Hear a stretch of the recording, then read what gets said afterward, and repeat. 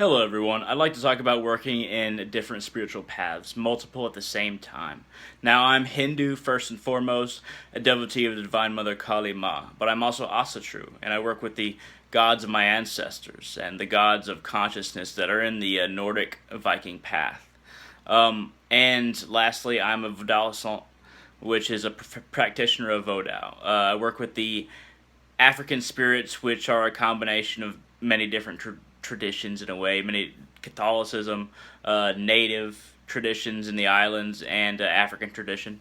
So I work in a few different paths. Now, the paths that I work in are very diverse in what they represent per spiritual and God being. And honestly, for most people, I wouldn't recommend it. Working in multiple paths can be difficult. Uh, it can be shaking to one's faith. It can be a trying of one's mind. And unless you're drawn in multiple directions and you feel strongly about these directions all at the same time, I wouldn't recommend you working in multiple paths because really it can be quite cumbersome even when you're just trying to work in one path and then you divert your attention to another path. Then you might not progress as quickly in that one path. It's far easier to work in one path.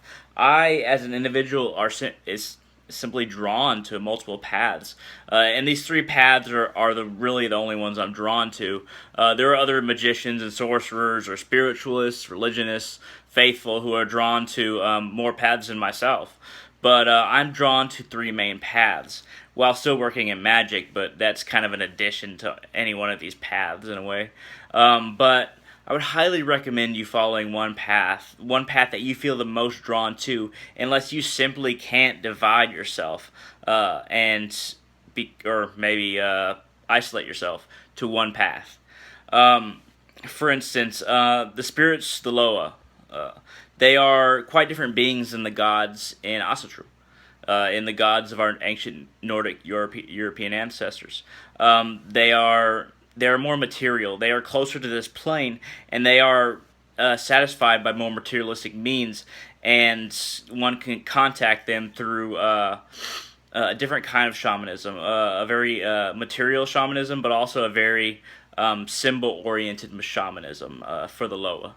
And in Asatru, it's very much inward runic ideological system. You understand the runes. The runes are different spirits, and you work in that system and towards gods and goddesses through the runes, through these ideographs, and you also learn certain quantities within yourself that equal the gods, the Vanir, the Aesir, the Jotun, and the different elves, the dwarves.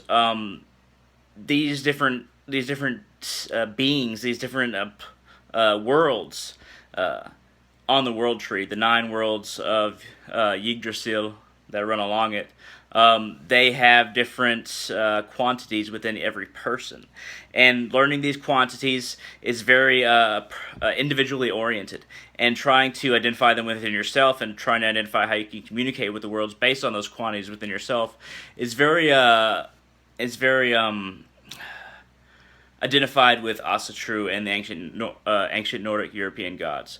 But to talk about Hinduism, Hinduism is basically a plethora of ideology. It's a plethora of understandings. It's a culture that is a combination of many cultures and many understandings of God and many understandings of goddesses, and spirits and forces. The three main gods that are the parts of the main one god, Brahma, Vishnu, and Shiva.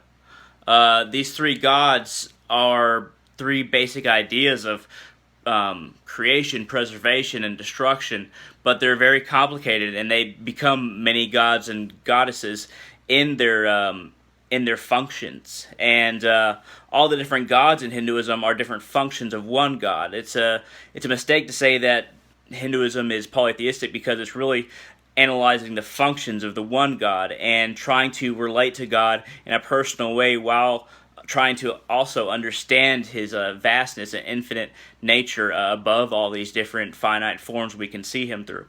Now, these three different paths, they are very unique to myself, but I don't want to say completely that you can't follow more than one path, but it's very advisable by every spiritual, well, not every, but almost every single spiritual person I've read works by or have watched videos of or have gotten close to, that working one path is the way to go. So do not work multiple paths unless you feel drawn to multiple paths. Don't force yourself into other paths you don't feel drawn to.